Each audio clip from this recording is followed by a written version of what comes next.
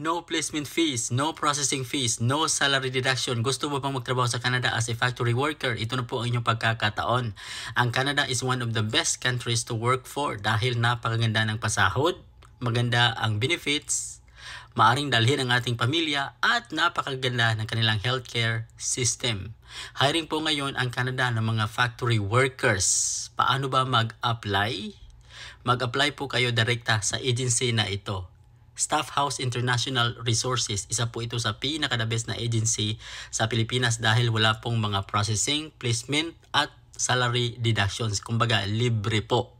Paano ba mag-apply? Ay maaari po kayong magpunta sa kanilang branch, sa Manila office or sa Cebu office, or maaari din po kayong mag-apply directly sa kanilang website. Napakadali lang po. Magpunta po kayo sa kanilang website at mag-download po kayo ng inyong mga CV doon at mamili po kayo ng mga trabaho na gusto ninyong applyan. Maraming salamat po. Paki-like at paki-subscribe sa ating channel.